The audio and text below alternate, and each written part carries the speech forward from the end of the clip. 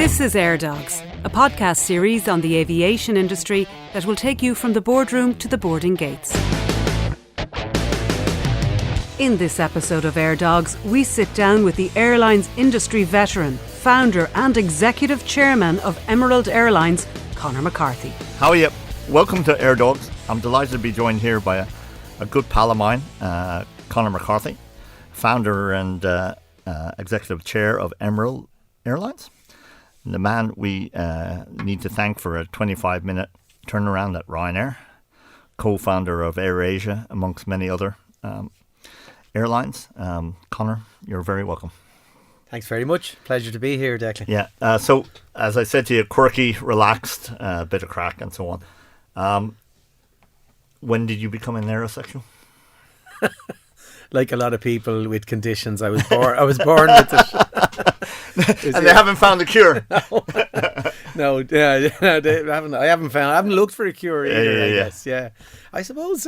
No, it's not like I was born and I was up at the back of Dublin Airport every week a taking Joe Gill type registrations of aircraft. You know, it was. I guess it was just one of the first great opportunities that fell at my feet. At the age of 16, I was lucky enough to be offered an apprenticeship with Aer Lingus and went in there, managed to duck doing my leaving cert. I was just starting sixth year when I left school to do the apprenticeship, and every day since then it's just been an eye-opener, always interesting. I heard you tell this before. Wasn't there a bit of, you had a trade-off with your dad about the leaving cert? Yeah, it was one of those deals. So I remember I got the letter offering me the job, and this is when you were doing during your leaving cert, your sixth year. It was only starting. It was the first week of September of my sixth year. So okay, and you got the letter. And I got the letter because we all the apprenticeships start around the middle of September. Okay. So literally we'd regrouped after summer, had done fifth year and back into sixth year, and not particularly delighted about the prospect of sitting the leaving cert in 8 months' time. But anyway, I didn't mind school too much, but I was happy to get out of it. Yeah. But this was more that here was an opportunity to work on aircraft, to do something that was really sexy back in those days. And I remember my dad came home from work and my mum said, "Oh, Conor's some news for you." And as she handles you the hospital pass. Yeah, absolutely. As she tightened her apron, I've got the dinner ready. Here's something for you to handle. Yeah. And I said, "Yeah, I'm after getting the Aer Lingus apprenticeship." Yeah. And he said, "Oh, very good. That's great." And I said, "I'm starting next week." And he said, "Oh, hang on a sec. You're not doing the leaving." I said, "No, sure, I'll only get a chance like this once in a lifetime. I can do the leaving any time. I can do it at night." Yeah. And that was kind of the tenuous offer. Yeah. But I ended up doing a lot of studying at night for aircraft engineering, and then ended up doing an engineering degree at night. So I managed to get an engineering degree out of Trinity College without having to do my leaving cert. So I guess he got his wish. He got to see me with a gown on. And remind me, Conor, what was your dad's name? Dermot. Dermot was in the EI as well, was he? He was in Aer Lingus for 40 years. He was in the catering side of the business. Okay. So he joined just after the war. That was the Second World War, by the way. A few since then. But he was a young fella joining it, and he teamed up with a famous chef called Johnny Opperman, and they ran, but Aer Lingus and the airport were one at the time. Yeah. They only divided them up sometime later, and they ran this restaurant there, but they also ran the flight kitchens and catered all the flights. So 40 years in that area. As you know, I'm a quasi Aer Lingus kid, 17 years before Tony moved out of Aer Lingus. Wouldn't he have been happy you going to EI? Oh, I think he would have, but he kind of more focus on leaving cert. Yeah, I did well in the intercert back then, and I think he saw me as yeah, I know. I think he saw me as a prospect for college, and my two older sisters were not going to college, so I guess that was part of his thinking. Yeah, and that's only natural. I can imagine it with my own kids if they came in at 16, said I'm leaving school. Might have been a different story for me. They might have said to your granddad let you and so on. Yeah. Speaking of which. why are all the kids in aviation? So I'll tell you a story before you answer that, or get time to think of it. I was doing this business gig out in DCU behind closed doors, right? And typical really bright Chinese girl at the back said, you said during today's talk you love your kids. And I said, I adore my kids. And then she said, why aren't any of them in aviation? And I said, because I love them. so following that, explain all your kids. Okay, well, first of all, I will take no credit for where my kids have gravitated in their career. It's funny, hold on. They're all in aviation. They're all actually in aviation now, as it turns out. One in Australia working for Qantas, doing network planning. Great. Their names, Conor? Oh yeah, that's Conor. He's the first boy, but Sarah's the eldest, and she's in aviation. She runs her own PR and comms business, but she specialises in aviation and actually does PR and comms for Emerald and for Dublin Aerospace, in addition to some others. So she's ended up in that business. Katie is in New York. She works for a subsidiary of Atlas Air International. Yep. She trades aircraft. Wow. And Conor, as I mentioned, he ended up having worked in engineering in Intel and went through leasing. And now he's in Qantas doing schedules planning and network planning for their domestic network in Sydney. And Jack is our 26-year-old. I'm glad you remembered all their names. Go on. Don't ask me the specific year of birth. I can tell you their ages without their... Where's Jack? Jack is in a leasing company here in Dublin called Falco. Yeah, great. They all ended up there. But I have to say, if you were to ask me at a particular point in their education, were they going to end up in aviation, I'd have said, I doubt it. But actually gravity does take hold, and as well as that, you have to remember aviation, particularly as both Katie, Conor and Jack ended up in aircraft leasing. It was their first step into aviation. Aircraft leasing is such a huge business in Ireland, thanks to Tony, and it's a hugely remunerative business, very attractive jobs, great development point, great starting point. So in that respect, you can understand how they were attracted to the business in that way. That leads in nicely into one of the questions I wanted to ask you. I have a huge frustration that the Irish government are lucky with aviation. That my wish in life is that the head of the IFA would become the head of aviation for Ireland, because they're brilliant at, I'm totally in admiration of when the IFA want something, and they never rest on their laurels and so on. Why do you think government? So we're just not taken seriously, are we? I'm not sure. I totally agree with you, by the way. I agree. Aviation for Ireland is a phenomenal business. I mean, aircraft leasing alone generates about 5 billion. Not to mention what the likes of Ryanair, Aer Lingus, Emerald, all the Irish airlines generate. The tourism industry, it's our second largest industry. It's the greatest distributor of wealth in the country. Takes tourist dollars and spreads them everywhere. And it's a hugely natural business for this country. I think if you take the Irish government, first of all, governments are made up of politicians. Politicians' first aim in life is to get elected. The second aim in life is to get re-elected. They don't always they're not always the best business people. I think we have been successful by accident. Sometimes I put it down to the fact that when aviation was born, this nation was born. It was around 1920 when aviation came to the fore, and it coincided with the birth of Ireland as a republic. And because steel, coal, weaving, all of those wonderful big employment industries had happened during the Industrial Revolution, we missed out. We were too busy growing potatoes to feed Britain. But actually, when aviation was born, Ireland had the same starting line as everyone else. So I think we got moving along with everyone else. And maybe, sorry to cut across, maybe I never thought of it like that, Conor. Maybe a little bit of, and I say luck, but geographically we're in a good place. Like a bit like Singapore, Very much so. In those days, they had to stop. Yeah, and we were geographically the last island before you got to America. and those aircraft had yet to be invented. Yeah. And also, we're an island, and island nations tend to be very good at transport. Yeah. Sea mainly, but aviation, Ireland has really come to the fore. And without a doubt, this country just punches so far above its weight in aviation. So what do you think we should need to do as an industry to get back to, to make ourselves as good as the IFA? Yeah, well, first of all, the IFA is a collection of small businesses, thousands of small businesses. And how many of us have met farmers who are running, a herd of 100 cattle, and they're so impressive. Yeah. And how they've caught up with IT, just their abilities and their ability to deal with the kind of issues that come at them. So the IFA is a representation of all those little businesses. Yeah. There aren't that many businesses in aviation in Ireland, so there's not as many voices.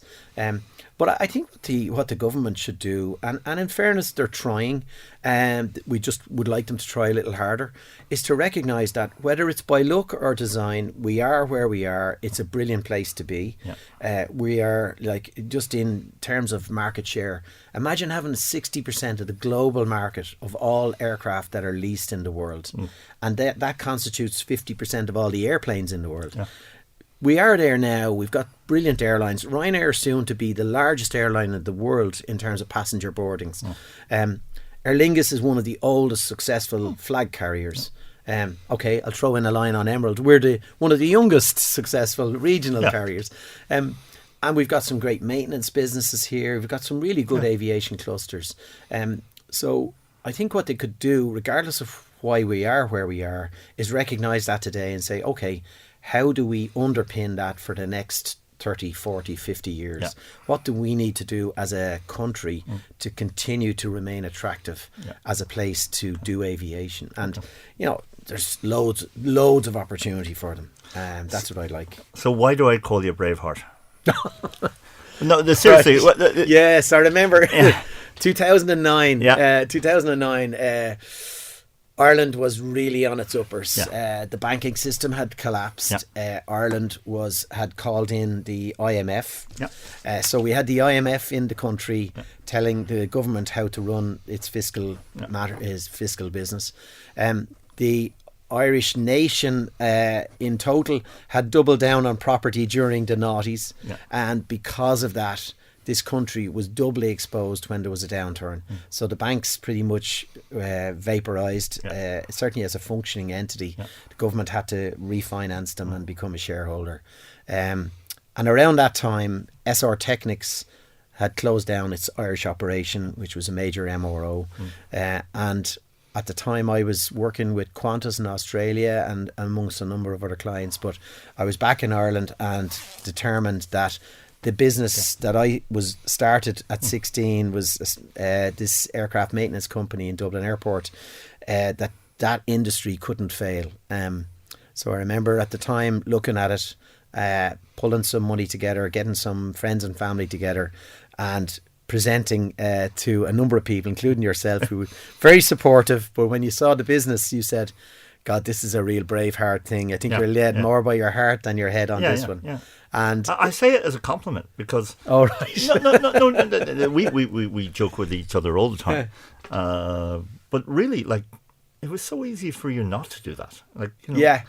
And when I looked at the margins and listen, the guys in my office said, "Deck, don't you have enough aviation?" You're a bit exposed here. You're a bit exposed, yeah. You're at 90%, Deck. Can we? But it was, and I'm not blowing smoke. It was a brave thing to do. Well, here's my thinking at the time. Sorry, you don't accept that it was a brave thing to do? I'm not really sure. Or you don't think of it I saw it as an opportunity. Okay, great. And I guess just like I started Emerald during COVID, when airlines were grounded in Europe and Ireland, for sure. I kind of said, here's an opportunity because when everyone's running out the door, this might be the opportunity to get in here. Yeah, for sure. But you mentioned the 4 kids that started the interview. So the kids were all in their early or mid-teens at the time. Yeah. And we've always lived in Drumcondra, Dublin North Side. And at that time, it was the job in the airport was the most sought after thing to get. Yeah. One of the reasons I managed to escape school at 16. Yeah. So I remember thinking and having a chat with Anne and saying, God almighty, if this place shuts down, like, what else is there? Like, there aren't too many really good employers in the north side who will offer those skill sets. How many people would have been employed by them now? If you exclude the operations that moved to Aer Lingus and the garage that they ran, there would have been, I'd say, in aircraft overhaul, aircraft maintenance, there would have been about 450, maybe even 500. I'm proud to say Dublin Airspace today has 550 employees. Great. Although 150 of them are in Exeter in the UK, and 100 out in Ashbourne and Meath. But we're delighted that those jobs have been replaced with very successful roles. Can I stop you there for a moment? You guys, and it's not just because Dublin Aerospace, you've kind of put apprenticeship back on the map. Now, I'm sure there's other companies who do it in Ireland, right, in different sectors. But yeah, I always wonder, like, anytime you talk to a German and they say their son or their daughter's on an apprenticeship, their chest is out. Yeah. In Ireland, we nearly hide it. Yeah. So can that change? Like, you're obviously changing it at Dublin Aerospace, but this whole apprenticeship thing versus, I'm not slagging out Trinity or UCD or yet. Is that starting to change? I'm not sure. In fact, we're going to pivot on that one. We've about 60 people going through training at any one time, but our view in Dublin Aerospace is it's still being taught the same way as it was taught 60 years ago.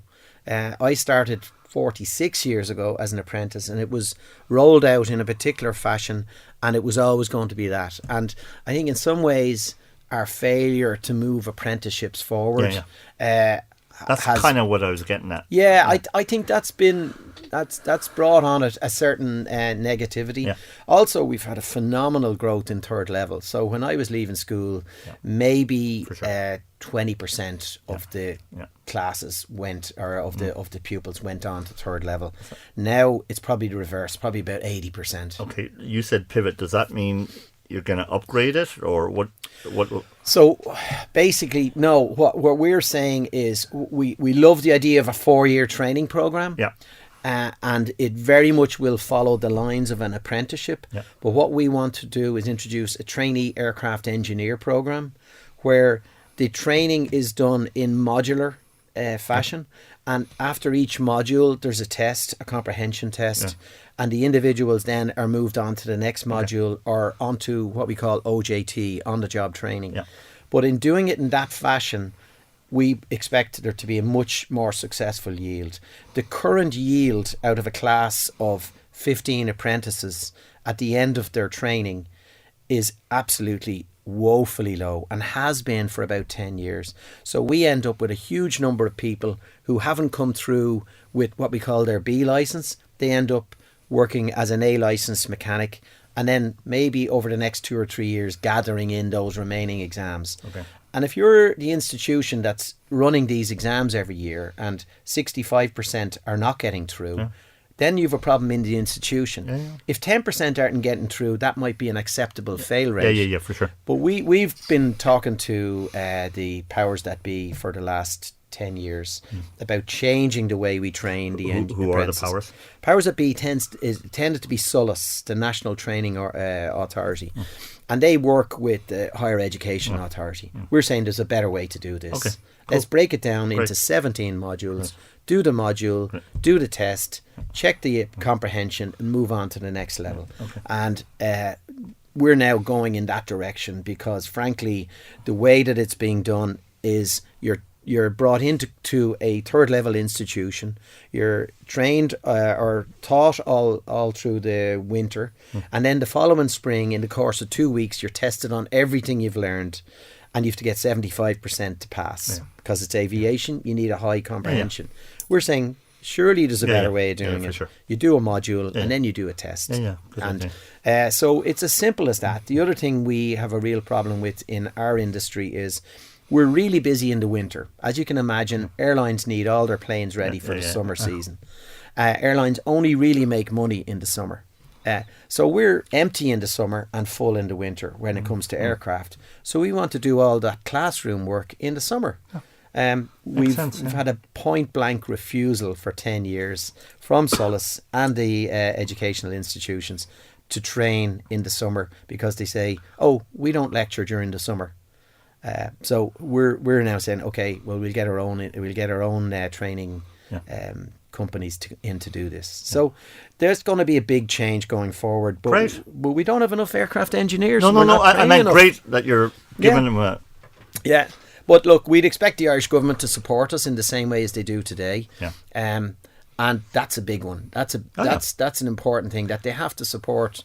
We have this concept of earn while you learn. So if you come into our apprenticeship or our traineeship, you're paid money every week, and that money goes up each year until you become a fully fledged aircraft engineer. Great. And that's an attraction. So we want the government to continue to support that approach, and we want to improve our yield out of those courses. Sarah sent me 25 questions on Emerald, so we better move on to that. Can you give us... I don't know enough about Emerald. I fly Emerald all the time. Just tell me what it is. Emerald is Aer Lingus' regional carrier. Yeah. Okay, so we have a franchise, an exclusive franchise from Aer Lingus to operate their regional network. And essentially that's their network between Ireland, North and South, and Great Britain. Yeah. So we would be the number 1 airline out of Belfast City Airport. Yeah. And we would be the number 3 airline now out of Dublin. Last year we operated 40,000 flights, carried about 2.25 million passengers. Yeah. And actually just this week we celebrated our 3rd anniversary of our first flight. Great. That was yesterday. Yeah. And our 600th employee. So we've 600 employees. Great. And yeah, it's going well. It must be a challenge, is it? Because it is. No, I'm not just talking about Pratt & Whitney in Canada. I'm talking about... the marketplace. Well, it's not just that. Pilots. Everything. You name it. It all happens down at our level because we get the churn. We get the new entrants and we get the aspiring pilots. But no sooner are they trained on our aircraft, which is a very modern cockpit, and other airlines say, oh, I'll have some of them. Yeah. And so you've got that churn to deal with. We have a big training engine. We know we have to keep training. We've got some fantastic professionals in the company. In fact, what we do offer is a nice lifestyle. The flight crew have, a lifestyle. Is this an advertisement now, Conor? Yes, absolutely. If anyone's out there and tired of doing overnights, call Sarah. Yeah, exactly. No, it's like we would offer really good training. It's a family airline, if you like. It's a family atmosphere. So if one of the kids wanted to be a pilot in Emerald, right? Would you say to them, I'm not being funny now, because you and I get asked about being pilots all the time, right? Yeah. Would you say to them, great job to do for 5 years, 10 years? What would you say to them? Well, it's a great career. To be fair, it's a great career. Yeah. And I would say you spend 4 or 5 years in a regional like Emerald. Yeah. You can move from the right-hand seat into the captain's seat and then move on to one of the faster jets, one of the larger jets, because they do tend to pay more. Yeah. And we pay as much as we can, but we've 70 seats. When you have 70 passengers and you're competing with Ryanair on most of your flights, there's only a limit to the amount of money you're going to make, and therefore the money you can afford to pay your people. The other thing I would add, Conor, from my own experience, is that the pilots who come through regional carriers, there's no airs and graces about them. They've chucked bags. Yeah. They've probably checked in, at an airport. There's no hiding. No, and they get the operation going and they keep it going. They're the ones who keep us on time. They're the ones who call out if there's a problem in a specific airport. Yeah. But also, as you say, they're much closer to everything that's going on because they can't afford not to. Yeah. Whereas you take a pilot up in the front end of an Airbus 330, he or she is, kind of everything is laid on. Yeah. They go to the cockpit, their flight plan's done, their weather is done, their meal is in the oven, their hotel is booked for them on the other side of the Atlantic, the transport is laid on for them when they land.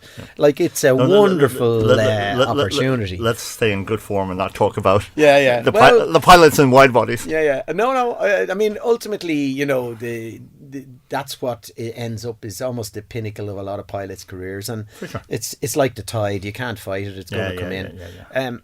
What I love about Emerald is the individuals in Emerald, they know that they have a big job to do, and they have big responsibility, and they know that there's only them to do it. And it's amazing. I find out about the younger generation today. They actually will actually embrace responsibility. People talk about Gen Z and all the rest. I frankly feel that they want more responsibility. They want to make their presence matter. They love it when they have a purpose. And actually, they're much less driven by money than our generation might have been. That's not to say it's not a demotivator if they're not paid enough, but it is not a motivator. What's a motivator is them knowing that if they don't get the job done right, the business fails. One final thing on Emerald, and then I want to move on to other stuff. I think it was the conference last year over in the IMI. You have great stories about Donegal and patients and them. I just love that story. Can you elaborate on people who need to get hospitalisation or treatment in Dublin and they're from Donegal and they can do it in a day, can they? Oh yeah. It's one of our privileges really.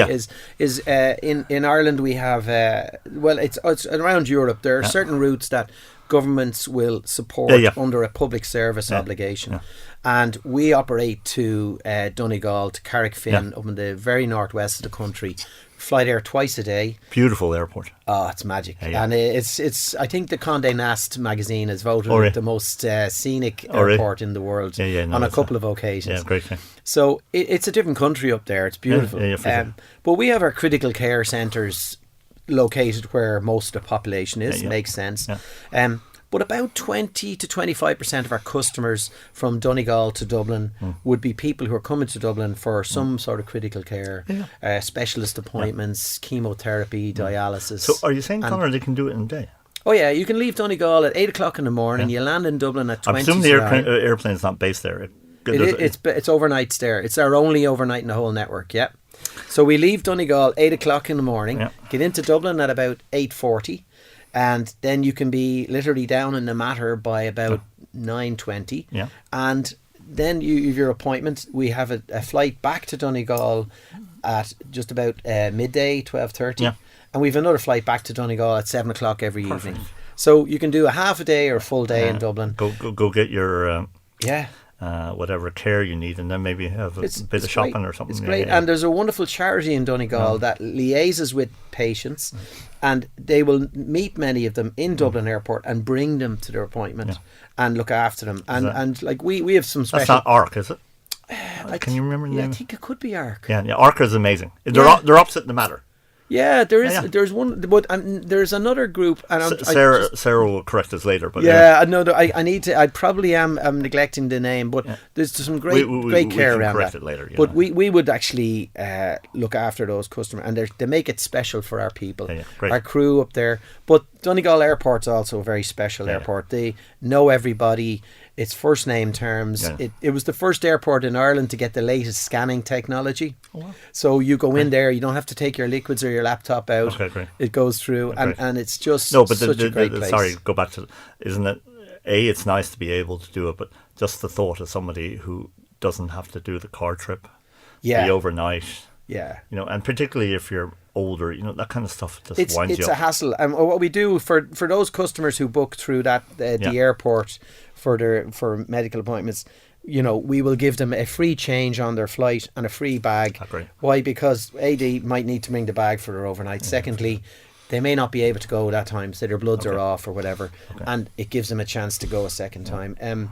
But the alternative is a 4.5 hour drive, and when you think about it, that is a tough drive, and for someone who isn't in the full of their health, it's an even tougher drive. Well done, that's great. Yeah, it's nice. It's nice to be able to do that. It's one of the more pleasant parts of the road. And Sarah might be happy with that story as well. So we're getting on okay. Exactly. Now for a little bit of a crack rather than the advertising.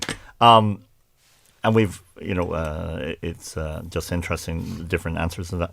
If you had the chance to go for a beer with somebody, aviation wise. I always thought it was going to be Herb Kelleher. That's my head, right? And by the way, I had a very long night with Herb Kelleher, but I'd still love to do it again with him. Is there anybody?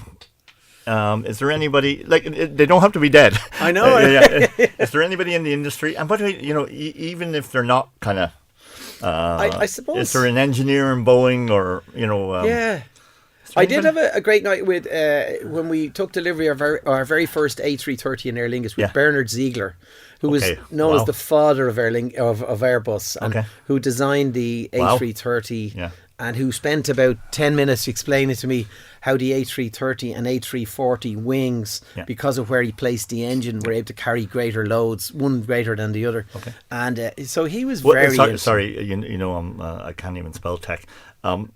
Is that big in aviation, or technically, to be able those loads? Because was it a kind of breakthrough? Well, it wasn't so much a breakthrough, because the A340, one would have to say, wasn't the most fuel-efficient aircraft ever built. But what he managed to do by hanging 4 engines on the wing... Okay, you're confusing me. Was he 330 or 340? He did both. Okay. They were both designed at the same time. Okay. But because of Now I'm getting the history lesson. Thank you. Yeah. No, really. Because he put another... there was 2 engines on each wing on the 340. Because he hung one engine out further... It relieved stress on the centre box of the wing, which meant he was able to carry more fuel and fly further. But that was an interesting... But he was a really good aviator. But I suppose Juan Tripp would be the guy I'd like to have. We'll go on to Tripp in 2 seconds. Was he Swiss? Was he German with that name? Do you know? I believe he was Franco-German. Okay. Yes. Okay. Somewhere in Saarbrücken or something. That could be a long one. Okay. But cool. A great engineer and someone who just adored his profession. So I'm in the middle of the Juan Tripp book. Okay. I didn't realise what a character he was. Oh, swashbuckler. He's Howard Hughes on opium. Maybe he was on opium. but yeah. Hopefully not when he was flying, but amazing character. Yeah. What do you do for fun? What do I do for fun? I know you crash bikes in Dollymount, but I don't think that was fun. No, I do like to cycle. Yeah. I like. You like going out with lads? The social bit. Yeah, I enjoy a bit of that. Do you know what? I like a small bit of I meant the cycling, because I do cycling myself. We've a great crew. We meet up on a Saturday morning, and a more eclectic group you'd never meet. It's like that's the beauty from of all walks of life. Yeah. And by the way, when you're on the bike, nothing else matters. So when you're on the bike, nothing else matters. And when you're having the cake that you shouldn't, and the coffee, you're talking about tyres, and you're talking about chains and group sets. And then you come home and your missus goes, "What are you chatting about?" "Oh, that's chains and oil." That bastard that bugger got a puncture again. Or he got me on the hill. He took off. Cycling? What else? I like cycling. I like time spent with the family. We enjoy that now. We're all the kids are grown up, so we have really, really fun times out. I still really enjoy the people side of the business. So I don't feel when I go into work in the morning like I'm going to work. Some days are difficult, but it doesn't mean that I don't even enjoy the difficult bits when I get through them. I always look back in the rearview mirror and say, thank God.